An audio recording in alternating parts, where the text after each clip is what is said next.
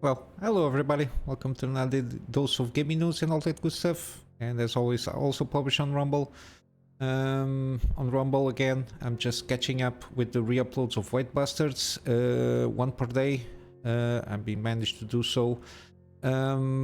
What else? Afterwards, it will be XCOM until it catches up with YouTube thing. And the Prey episodes, when they launch, they are on par here also with YouTube, which I will try to, yesterday I didn't manage to get to do any kind of recording. I will see. I think this today might be a more quiet day for me in terms of work. I think I can at least do one episode of Prey. We'll see. I cannot promise anything at this moment. Again, I'm kind of very busy during the Christmas time. A lot of stuff to do, like the end of the year stuff that people want to, some work's done, and it's been a little bit busy, which is good to a certain degree, but in the channel it leaves a little bit more randomness in the schedule that I want to do. But yeah, I will try to do so with Prey today. And of course, everything on Blogger as a post archive, and also everything is posted on Patreon as for extra support. So let's get started with the news. We got some 7900 XTX and XT sales are booming a little bit, mainly because of the 4090 ban. Again, I think it's more than a good alternative, especially the XTX. Again, everything depends on the price, but usually the 4080s are around, in average, 300 plus or around that in terms of difference of the 7900 XTX, and they basically, at least in terms of rasterized performance, they are basically the same. They compete, they trade blows here and there with difference between 1 and 2, maybe sometimes in 5%, which is marginal. Sometimes we consider this as a margin of error in terms of measuring stuff, but then again, depending on your preferences, if you want to just play ray tracing stuff and all that jazz and pull everything up, the 4080 will take a little bit on the edge. Even in ray tracing, in some titles that they can be almost on par with each other, depend on the game. But with the path tracing and all that stuff, the NVIDIA GPUs take the lead at the moment. Even though, again, $300 difference depends of what your priorities are. To take advantage at this moment in time with that path tracing and all that stuff turned on, I think the 4090 is way better suited, mainly because of not only the processing power, but mainly VRAM and the memory bus width. It starts to get to be more important because 16 gigabytes is very on the thin edge of being limiting factor with the 4080 in that point. And and the 7900 XTX, even in terms of production capacities, is pretty good. Sometimes depending on the application, it trades blows with the 4090 regarding some productivity applications, so it is what it is. But yeah, the fact that they had the 4090 ban, I think that even the 4090 reached to around $8,000 in terms of peak price in China, which is kind of insane. But then again, depends on the necessities of people and the fact that they have that amount of money to spend. I think for $8,000, I prefer to have a full system with everything tip top and have a lesser performant GPU than to spend just all that money in just one GPU. But regarding the 4090, supposedly NVIDIA is working on they call it 4090D, which is supposedly Dragon moniker there, especially for China. Even though this GPU kind of import ban or export ban, depending, it's more import ban. It doesn't affect only China, it affects a lot of other countries, also Russia, a lot of Middle Eastern countries, some South American countries, and some African countries also, and Asia Pacific stuff. There are some around 30 or so, if I recall correctly. overall countries that the 4090 is part of that import ban, plus the data center stuff, some GPUs there also, and gracehoppers, some of the SQs. But yeah, it seems that they are preparing. The board itself, I think it's a little bit less powerful, let's say, so it's not fully unlocked, not fully, but not unlocked as the normal 4090. So it's going to be downgraded a little bit so it can maintain the rating of what they call total processing performance under the 4800 points. I think this measure is an internal one from NVIDIA, but yeah, I don't know. I think they want to sell around about the same price as 4090. Again, they're just taking advantage of the market conditions there, for sure. But yeah, I think this one might be stifled a little bit on the AI capabilities, I suppose. So it can be also not part of the import ban. And of course less gaming performance, because it's not the same in terms of CUDA cores and everything associated with it. So it's yeah, but I think they want to sell at the same price here to replace the normal 4090, which is again it's what basically to a certain extent the restrictions on the market dictates that they can have this leverage here. Which is not good for the consumer overall, because they are getting a less powerful or a less good product for the same price, which is never good for the consumer. But yeah, that's the latest news here regarding the GPU stuff there. I suppose still on par, the CES next year, so January, early January next year, they will announce the Super Series. I don't know how this is going to be. I think this is mainly trying to in terms of inventory, they're getting around the chips there. The yields of the chips, they're not good enough. They're just putting the moniker of Super so they can kind of refresh to a certain degree in terms of branding, and can put a little bit more price on it, telling that it's a new GPU. Yeah, but we'll see how it goes. But at the moment, again, in this where the import ban is taking effect at the moment, only China will benefit for a replacement for the 4090, which is the 4090D, which is supposedly it's Dragon, because next year is the Dragon year for in the Chinese region. So yeah, it's what I've got here. Regarding the Witcher stuff, we have the continuation here that there was an interview regarding a fest in Italy where Lega Nerd, the Italian site, this Italian site was the Milan Games Week. Sorry, this is what I was looking for. It ended in 26th of November. But they got to get a chat with a game director, which was he did art style. No, where is the thing here? I know he had a oh my god, I know I saw this on the article. Former animation director, sorry, for The Witcher 3 and Cyberpunk 2077. In The Witcher 3 was the Blood and Wine, and also animation director for the Cyberpunk 2077. Yeah, basically, in terms of codes, we want to continue on the same path we've taken, but we don't want to make the same game. I think that's a given. We got some lore elements that must be kept. After all, it is still the same universe, and we can't go beyond certain limits. Of course, if they want to proceed with the story, I think it might be a slip here, a slip of the tongue here. He ended here regarding the fact that they want to captivate new audiences here and make it a good entry point on the universe itself, and the fact that this gaming series, this trilogy specifically, is very dear to the gamers. Is the fact that you basically take the POV of Geralt and you play as Geralt, and to a certain degree, in terms of RPG, how it goes, it can limit it a little bit. by the fact that you already have a created character, which is very specific on the in terms of story and lore wise. So you can only kind of that's why there is no class. It's more about enhancing that character itself, and the fact that you have the POV of everything for that character.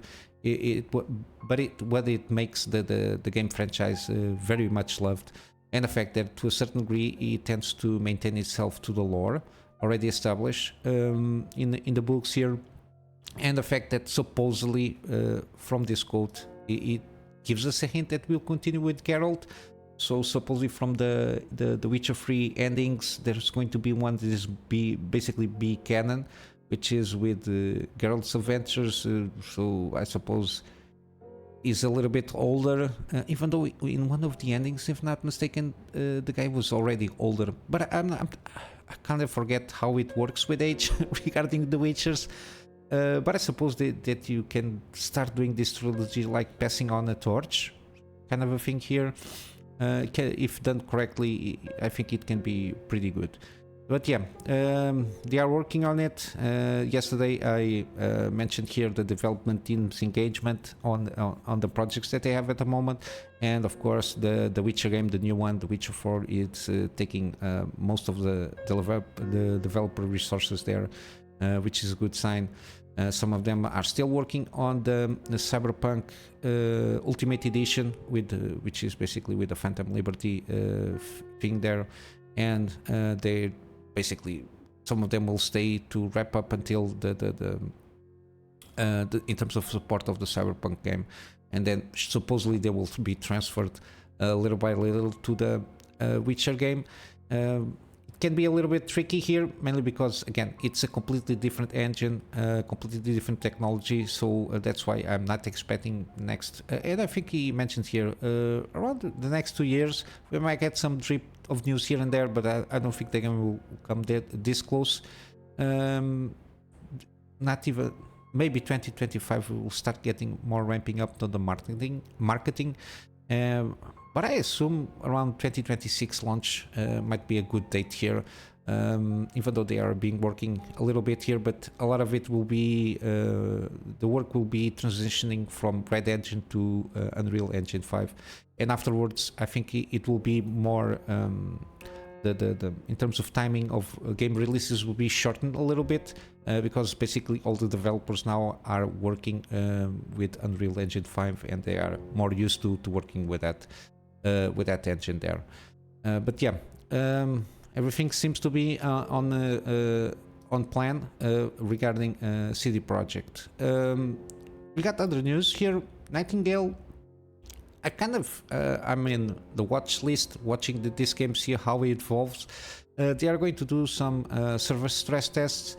Again, at this moment they are going to launch the game in early access, and it's going to stay in early access for a few months, I think between 6 to 8 months. They are going to do a little bit of stress tests because this has some multiplayer components. I assume that it's the more similar thing that from what I understand, the multiplayer world works a little bit to a certain degree like a synchronous multiplayer, similar like to Dark Souls and Elden Ring. So you have your own world, but it can be I'm telling this because I never played Death Stranding. I know Death Stranding has a very intricate multiplayer kind of a thing there. Your world can be affected by actions of others. I don't know if that is kind of what they're aiming here, because this has a lot of crafting and building, and you basically can navigate between worlds to a certain degree. So, but the fact that you can play it basically a lot of it solo gives me hope that this is a game that I can invest into, because I don't really like very much like multiplayers.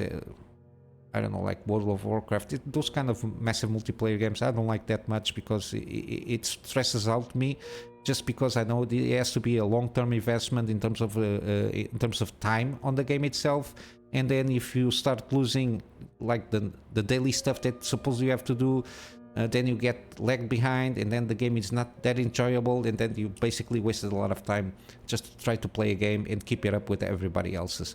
If it's something that you can do like at your own pace, solo, but you have like some of those multiplayer kind of sprinkles there, here and there. I think it might be a game that I might invest here, and it seems interesting. The setting, like Victorian age, and it got some fable, like fantastic stuff there. That seems interesting.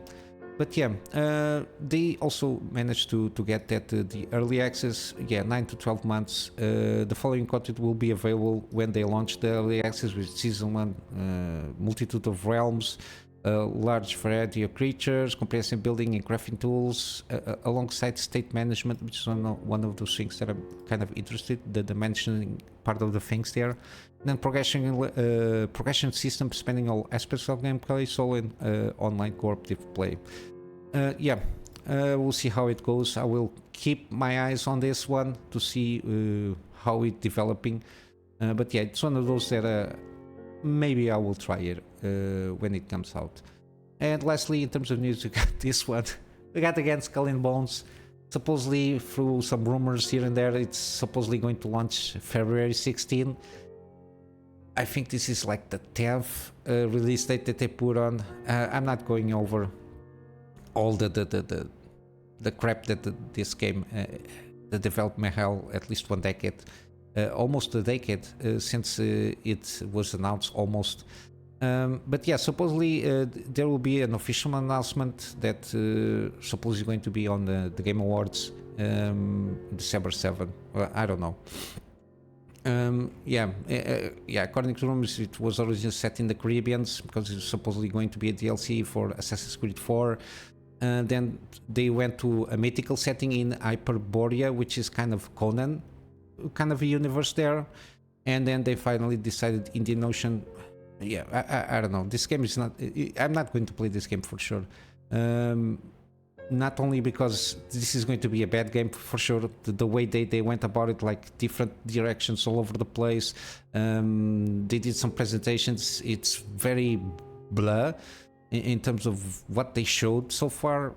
I prefer to replay the Assassin's Creed 4 Black Flag for that naval combat, if it is so. It's very short, very concentrated, and you get a lot of enjoyment out of it. And you got the story investment of that game, which is not that bad. Assassin's Creed Black Flag is not that bad. This is not going to be. And the fact is Ubisoft. I think the fact that it's a multiplayer, I don't think they'll be able to. They might get it into, but I don't think they will put ads in the middle of the game. By the fact that the game is already supported by microtransactions for sure, because it's going to be a multiplayer game, so don't expect otherwise unless a lot of microtransactions. Ubisoft is going on the deep end regarding like ad stuff and microtransactions and pay to play almost, or play to win. In all of their franchises is not good, especially with Assassin's Creed. They do the things with the XP bonuses. You pay, you get XP bonuses and shit like that. It's completely just to suck up money from people. And then of course you got the Assassin's Creed Odyssey thing. When you access the map in game, you just get some ads here and there. Then they add the backlash. Then they say it's a bug, and it was not their intention. A lot of bullshit there, because it's not the first time it happened, especially with Assassin's Creed Odyssey. It happened a few years ago, but it went to a certain degree unnoticed, because it was, I think that time was an error, because it was like 2 or 3 years ago. I don't know how old the game is, but yeah, now they're offering the Assassin's Creed Syndicate for free for PC, and I will not claim it. I don't want to get the chance of playing a game. You want to access the map and you get an ad that you had to try to skip. No, thank you very much. But yeah, in terms of gaming news for today, this is what I got. We got some gaming deals still. Deliver Smarts is still free. This is the last day. Interesting enough, Fortnite and Eminem. Okay, it is what it is. You got some deals here. This is dirham. I suppose it's equivalent to $5, give or take, in terms of the money's worth here. The Deliver Us the Moon, which is the prequel to Deliver Us Mars. This is on Epic Game Store. On Steam, the only deal that I found was Horizon Zero Dawn Complete Edition, And I forgot to mention yesterday, I did manage to get in the final hours of the autumn sale to get Wall World, the Metro saga there with every DLC, and I also got, which one? I got two more. Resident Evil Village, the Gold Edition, for cheap, and one more game. I don't remember which one, but it's one of those that I was keeping my eyes on it also. But yeah, I managed to do that. I bought the Resident Evil one because I had plans to restart replaying the Resident Evil 7 in 4K and redo that series, and then go for the sequel, which is Resident Evil Village. So that's why I managed to get them in that deal. And of course the Metro Saga.